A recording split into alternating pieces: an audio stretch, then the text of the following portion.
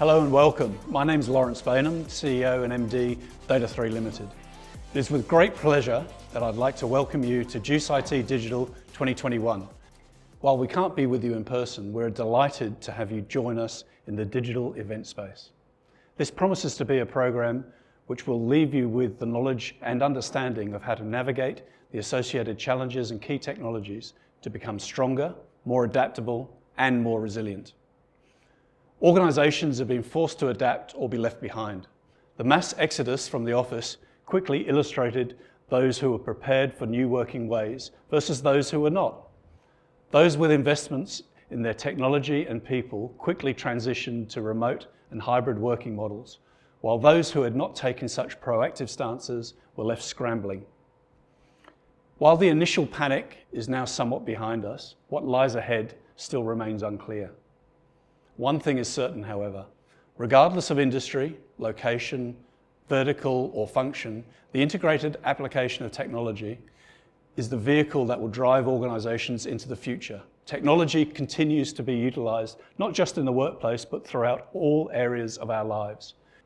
Although there's no crystal ball to define the future, after all, who could have forecast the pandemic and the monumental shifts of 2020?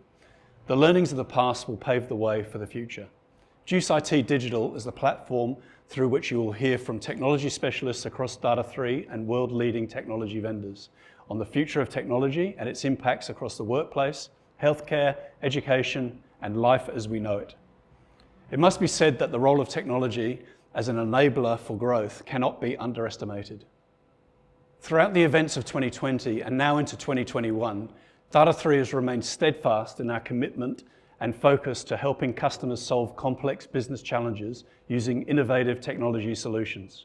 Built on a foundation of over 40 years' experience with a vision to harness the power of people and technology for a better future, Data3 delivers an integrated array of solutions spanning cloud, modern workplace, security, data analytics, and connectivity.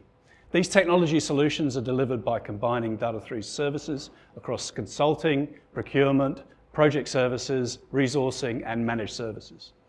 These integrated array of solutions and services is evidenced throughout JuiceIT Digital in the many Data3 sessions presented by Data3 subject matter experts, including the future in focus, insight to prepare for what lies ahead, cybersecurity, responding in the age of response, the future of the workforce, skills required in an evolving digital landscape, the end of technology waste with technology intelligence, the power of data and analytics with Azure, Lifecycle 360, your infrastructure insight. And of course, no JuiceIT event would be possible without our ongoing support of our world-leading vendor community. JuiceIT Digital 2021 is supported by gold sponsors Microsoft and Cisco, silver sponsors Adobe, Cohesity, HPI, Pure Storage, Dell Technologies, as well as bronze sponsors Citrix, Lenovo, STM, and VMware. It is our great pleasure to work alongside these partners to deliver JuiceIT Digital 2021 to you.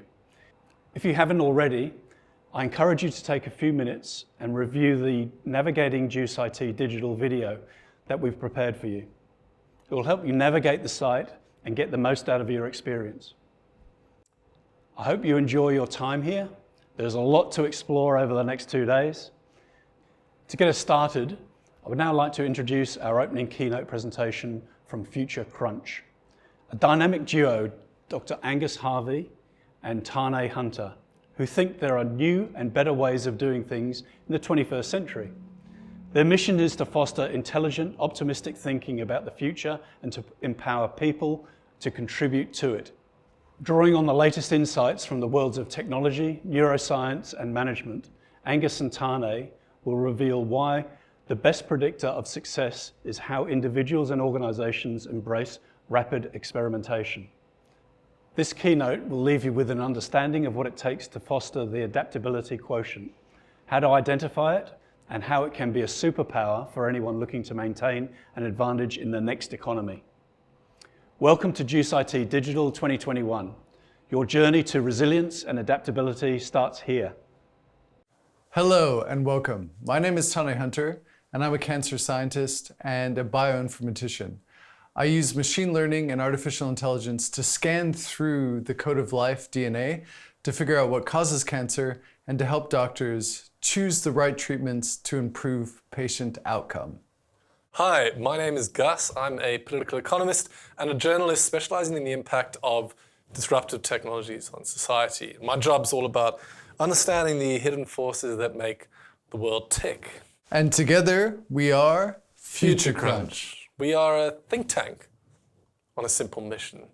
To discover what's happening on the cutting edge of science and technology. And to seek out and tell stories of human progress. It's about giving people the knowledge and the power they need to stay ahead as we move into a new era. Before we look into the future, though, we should never forget the incredible legacy of those that have come before us. That's right. We are broadcasting to you today from Melbourne, which is on the traditional lands of the First Nations people of Australia. These include the lands of the Bunurong, Bunwarang and the Wurundjeri Woiwurrung peoples of the Eastern Kulin Nation. Their name for the place that we're in right now, Fitzroy, was Ngarigo. We respectfully acknowledge their elders along with the Indigenous elders of this entire continent and its islands, with the awareness that we were on stolen land that was never ceded. And so we thank them for their courage, their strength, integrity and values. We recognize their continued connection to and nurturing of this land for tens of thousands of years and for the wealth of teachings that they offer us. In today's session, we're going to share with you what we think is the most important skill in business today, a quality that Harvard Business Review calls the next competitive advantage. We're going to be exploring the frontiers of technological innovation and neuroscience and cutting-edge management theory to reveal how companies like Data3 can use this profound global reset moment to start creating more value than they capture. But before we get to that, it's time for the news.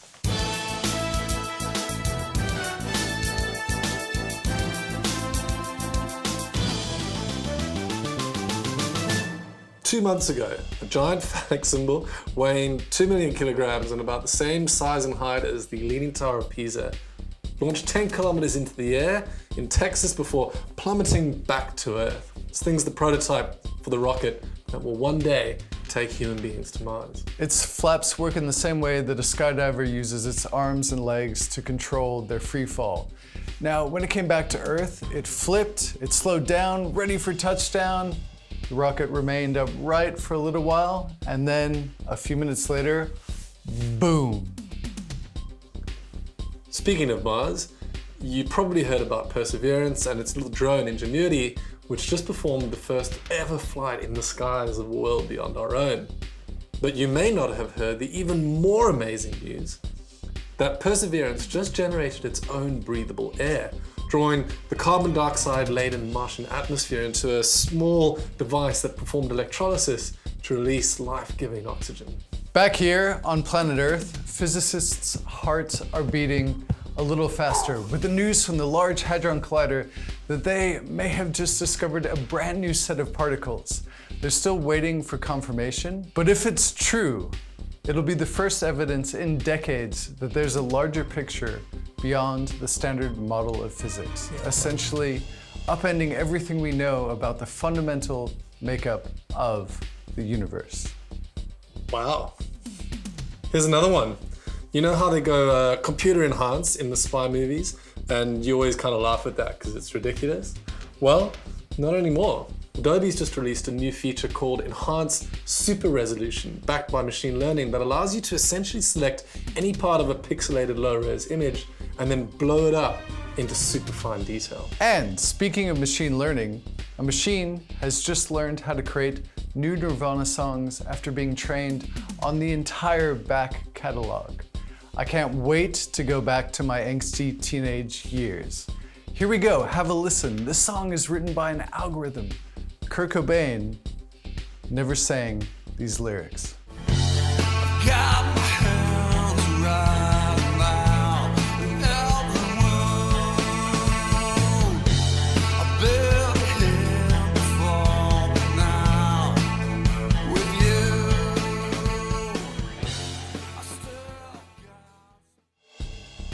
Meanwhile, here's a prototype of a new robot from Boston Dynamics called Stretch, which is doing things like uploading trucks, building pallets of boxes, and putting together shopping orders. Deep inside a gleaming warehouse, Amazon's milky-blooded management team are rubbing their union-busting little hands in glee right now. Last month in Ghana, they became the first country to deliver COVID-19 vaccines via drone. Hundreds of thousands of people have already been vaccinated thanks to drone drop-offs at hospitals and clinics, covered by the country's 4 drone ports. Right now, Ghana is actually ahead of Australia on vaccinations per capita. In New York, the world's first commercially available 3D printed house just went on sale. 3 bedrooms, 2 bathrooms, and a garage. It's half the price of comparable houses in the same area. Good news for us millennials, Tane. Looks like Avo and Toast might be back on the menu. Yeah. And in Norway, they've just finished building the world's largest timber skyscraper, 18 floors high. Not only is it way more sustainable than its concrete and steel counterparts, it's beautiful. And finally, in Israel, a startup called Aleph Farms has just unveiled the world's first lab-grown ribeye steak, printed by a machine rather than cut off from an animal. Same texture, same taste without the cruelty. We can report now the cows everywhere are utterly over the moon. It's a shocker. Nice. It gets worse from here. And we should probably point out that every single one of those stories has happened in the last 2 months. In the last few years, how many times have you heard someone tell you that the pace of change is faster than ever? Now though, as you can see, that really is actually true.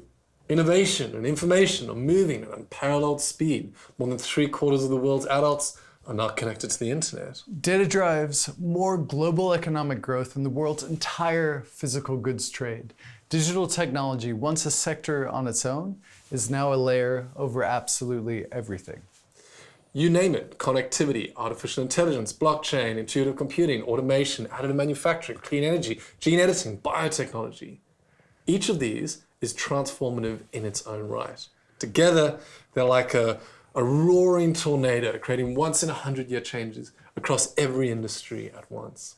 I mean, scientists in my home state of New Mexico in the United States have just figured out how to store 215 petabytes of information, data, into a single gram of DNA. This morning I found myself fighting Darth Vader in virtual reality with a lightsaber, a dream from my childhood. And a couple of weeks ago I found myself barefooted on the cold bathroom tiles into a plastic container. It wasn't for a kink. It wasn't because I had a disease or an ailment. It was to send it off to a doctor who could diagnose my microbiome. A little too much information? Maybe. But the larger point is that things are changing fast all the time. I mean, a year ago, we would have been all together with you in person. Now, though, like most of the world, we're connecting and communicating with you on a screen. And what's really interesting is that even though we've had the ability to do this for years, we didn't. Our old habits were hard to change. What eventually forced us to go digital wasn't a new technology like virtual reality or faster internet. Or microbiome analysis. And rapid data transfer. It was a tiny bundle of proteins, 10,000 times smaller than a grain of salt. What we've all experienced in the past 12 months is the combination of 2 incredibly powerful forces: exponential technologies and a global pandemic. And that combination has caused unprecedented upheaval in multiple industries at once. I mean, you name it: retail, computing, storage, FMCG, healthcare, manufacturing, media, energy, finance. We've seen years of change crunched into months. If we think about what that's done in the world of tech, it pulled a lot of things forward 5 to 10 years. E-commerce has exploded. Online sales shot up by 50 to 60% between March and December in 2020, hitting over 3 billion a month. Forecasters originally thought it would take until 2025 to get to these kinds of levels. 5 years of change in 5 months. And it's not a one-off either. Online shopping has stayed at those levels through to this year, with over 5.2 million households making an online purchase in the first 3 months of this year. That's up 25% compared to 2020. What this means is that e-commerce is sticky. Once people try it, they don't go back. The pandemic has accelerated the move from physical to virtual banking. Banks in multiple geographies are closing branches, or in some cases will not reopen branches they closed as a result of this pandemic. As well as ATMs. In Australia, the top 4 banks have removed 2,150 ATM terminals and closed almost 300 bank branches just since June last year. We've all got very used to video calls too, and we're all used to hearing about what that's meant for remote working. But for something like healthcare, it's completely revolutionary. Overnight, millions of Australians were forced to see their doctors on video calls or speak to them on a phone, and realized that in most cases, that was just as good as seeing them in person. Telehealth has skipped a decade. There have been 40 million consultations over phone or video since March last year, which is crazy considering that before the pandemic, annual telehealth visits used to number in the tens of thousands. 10 years of change in 10 months. Now, if you're in e-commerce or healthcare or anything to do with digital, you're in luck. They're all on the list of LinkedIn's predictions for the hottest jobs of 2021. LinkedIn is actually predicting there's going to be 150 million new technology jobs in the next 5 years, and data scientists and data engineer roles are growing by 35% annually. So that's great for data 3. On the other hand, if you're not on the cutting edge of technology, you're suddenly in an even tougher spot than you were before. The belief that you had another 3 years to build out your digital channel, that no longer holds. Organizations' reliance on a loyal set of customers that they expect to come back year after year, well, suddenly that looks a bit risky. The supply chain you've spent years honing to maximize its efficiency, upended overnight. We've all had to keep going, but it has not been easy. For us, last year felt a lot like this.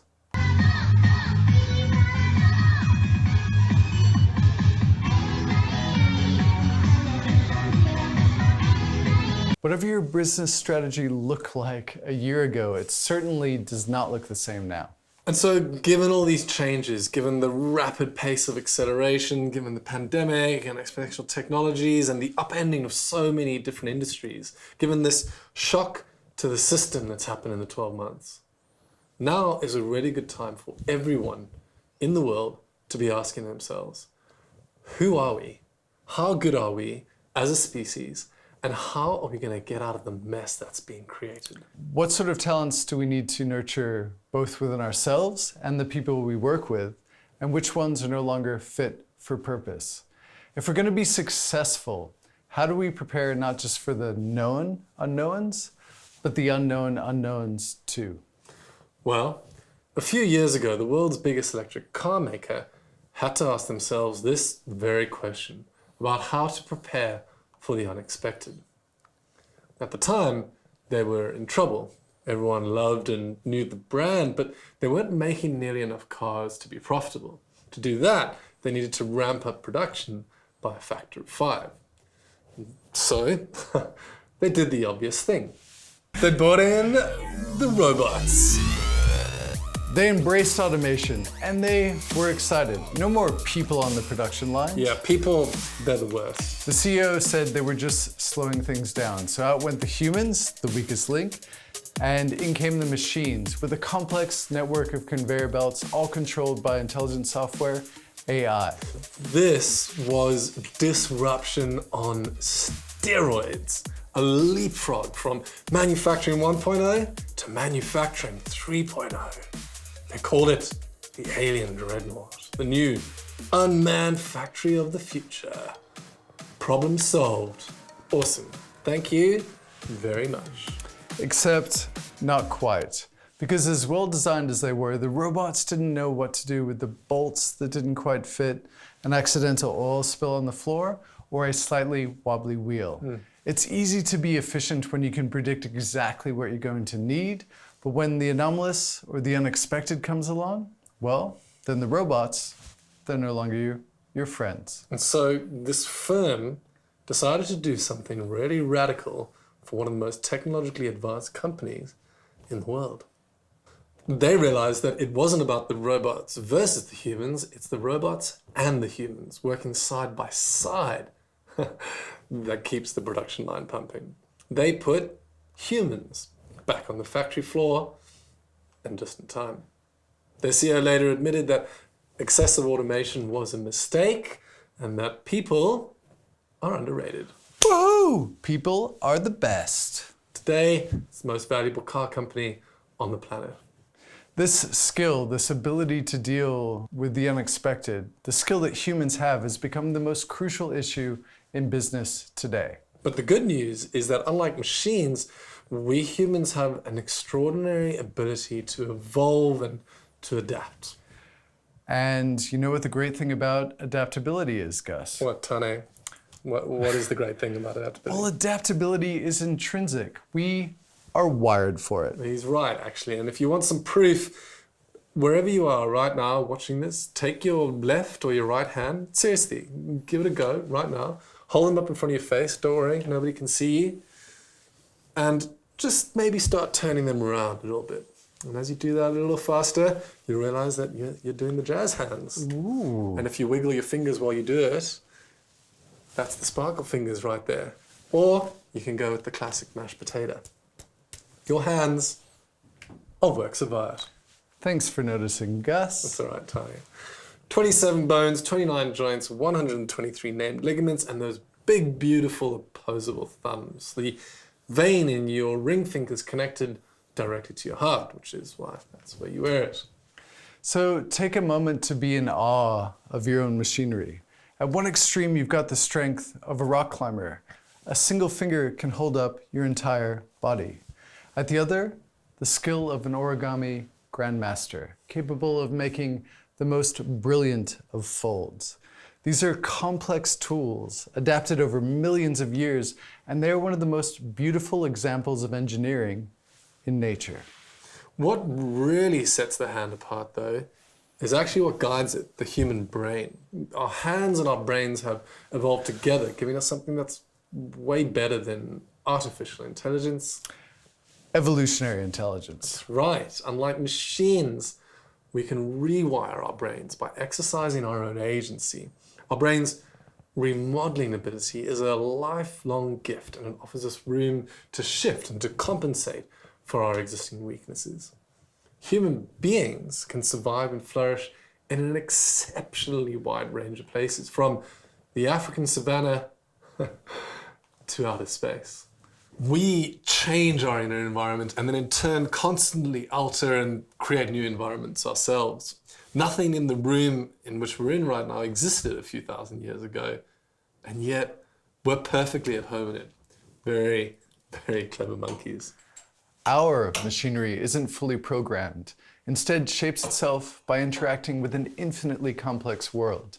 You're a different person than you were a year ago, a month ago, a week ago, because the gargantuan tapestry of our brain has woven itself into something new. Evolutionary intelligence allows us to think outside of the box, outside of the sphere, even outside the stratosphere. So sure, we can build algorithms that can scan through millions of transactions in minutes using cloud computing.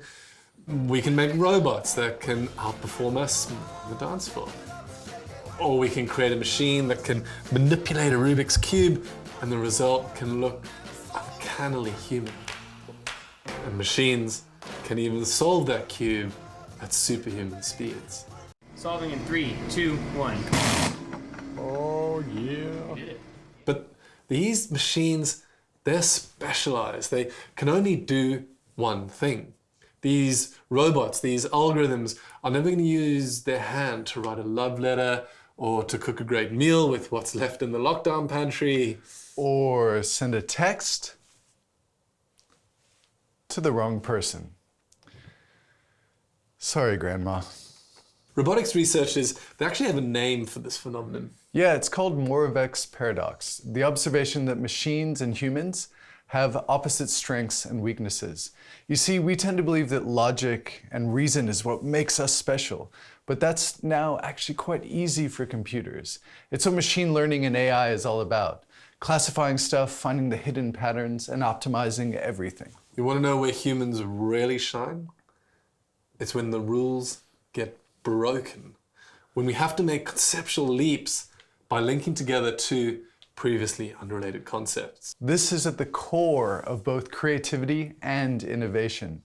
Taking something new and making it familiar. Taking something familiar and casting it into new light. And when you do that, well, that's when you get breakthroughs. To show you what we mean, we're going to need to get a little rock and roll. This is Ukrainian rock band Oturvold. They performed for an entire 4-star hotel in Kiev. Something they're calling a vertical concert. vertical concert! Like to stay the night afterwards. Drinks were delivered to the room. I mean, what could possibly go wrong? Woo! Welcome to Vertical Concerts, a brand new way of rocking out without going out.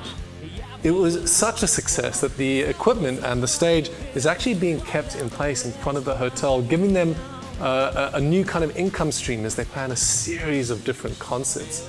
How's that for rocking and rolling with the punches? This mindset, this willingness to be ready for any eventuality, is now one of the key determinants of success.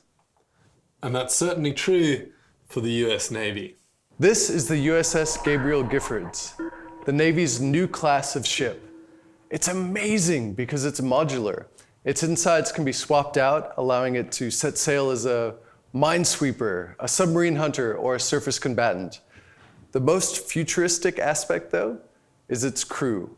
40 sailors, less than a fifth of the number on older ships the same size. The concept is known as minimal manning, and it overturns hundreds of years of tradition. One moment a sailor might be pulling lines, the next they're cooking in the mess, and a few hours later they're on the bridge learning to navigate. Instead of specialists, each sailor is kind of like the ship itself, modular, a Jill or a jack of many trades, and not a master of just one. Not everyone can handle this rapid task switching, and so the Navy and other branches of the military are changing their recruiting process.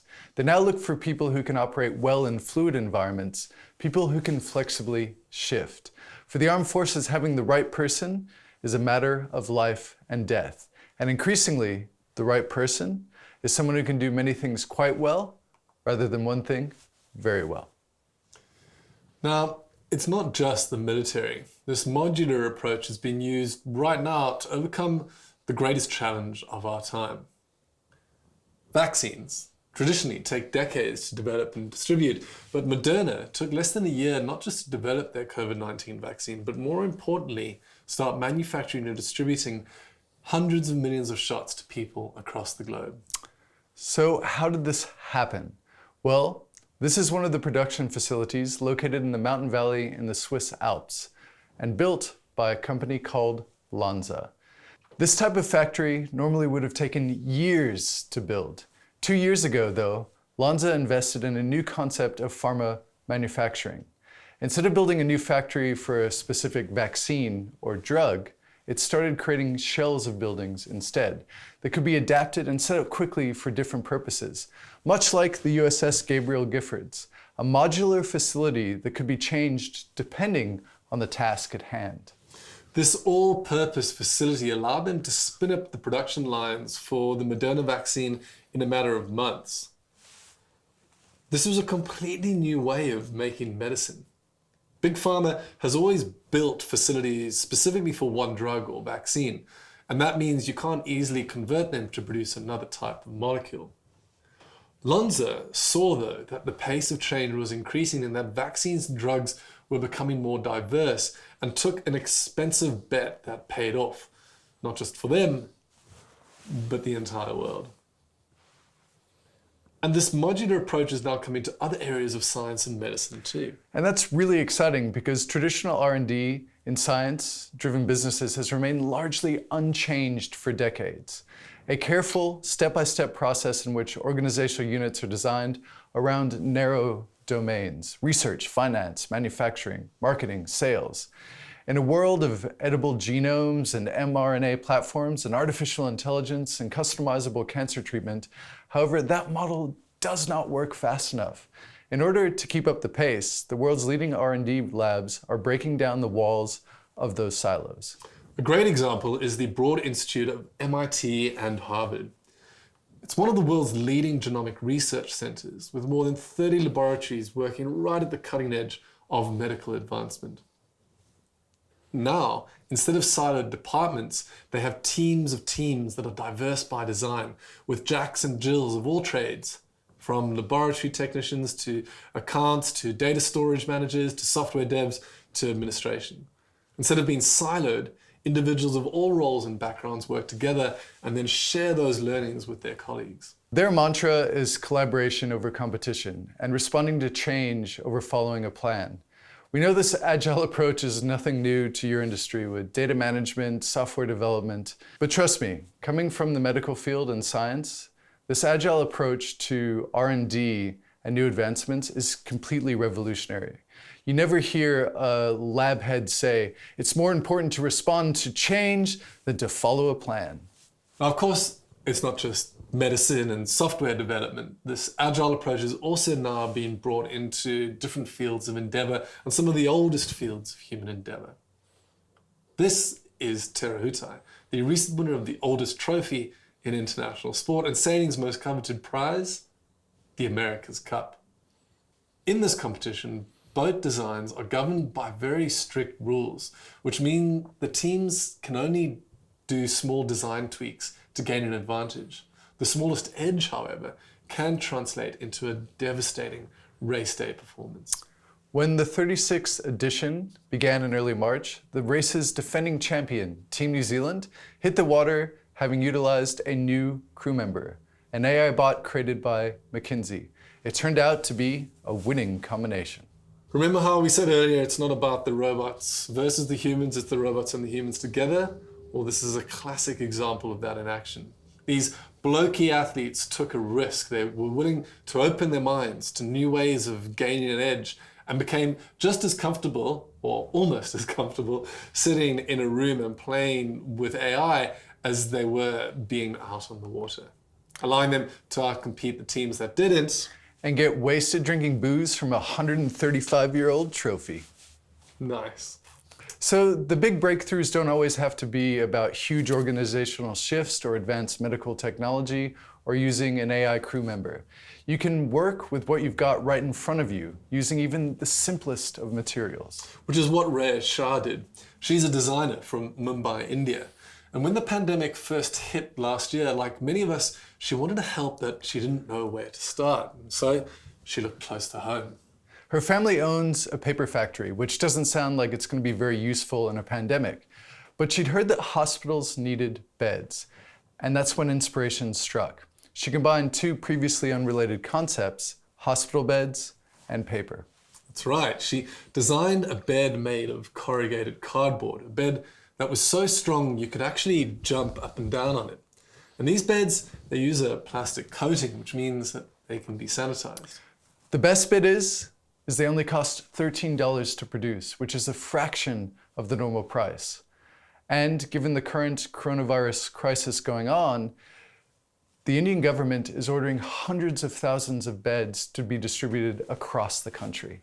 One person, two unrelated ideas, super simple technology, and yet in the midst of a crisis, touching hundreds of thousands of lives. All right, it's quiz time. Ooh, I love trivia. Great. Okay, contestants, on your marks. First question, what is the one thing that the Ukrainian rock stars, the sailors in the US Navy, the scientists in Moderna, the researchers at the Broad Institute, the salty Kiwi sailors, and a designer in India all have in common? I know, it was their qualifications. No, Tanya, it was not. Was it their expertise? That is a good guess, and yes, but also no. Ah, I know, it was their IQ, their intelligence quotient, you know, how smart they are. Well, For many years, it was thought that IQ tests, which measure memory, analytical thinking, and mathematical ability, were one of the best ways to predict success. Today, though, we know that that's not true. I mean, you all know some smart people and some less than smart people, but here's the thing. Smart people aren't always the ones that make the big breakthroughs. Okay, I think I got it. It was their EQ, their emotional quotient. You know, we've all heard a lot about this ad nauseum for the past few years. The soft skills, the interpersonal stuff, the ability to self-regulate, to communicate, to build good relationships, to empathize with our fellow human beings. Gus, I think I love you. Thank you, Tane. That's very nice. Look, I don't think you're quite getting what EQ is, but I really appreciate it. IQ and EQ, they're both crucial for career success, but the commonality between these 6 groups of people wasn't their IQ, it wasn't their EQ, it was their adaptability quotient, what we call AQ, defined as the ability to pivot and to flourish in an environment of fast and frequent change. All of these 3 quotients are somewhat complementary. If you think about a successful career, IQ is what gives you the minimal qualifications to do your job. EQ helps you connect and create strong relationships with your clients and your fellow colleagues. But AQ is what determines success over time. So, we're going to leave it there for this session. Thank you very much for joining us. And when we come back later in the conference, we're going to be diving in a little bit more into this concept of AQ. We're going to be unpacking it, exploring it in more detail, and showing you how we think you can start embedding AQ on both an individual and organizational level right now. We'll see you soon.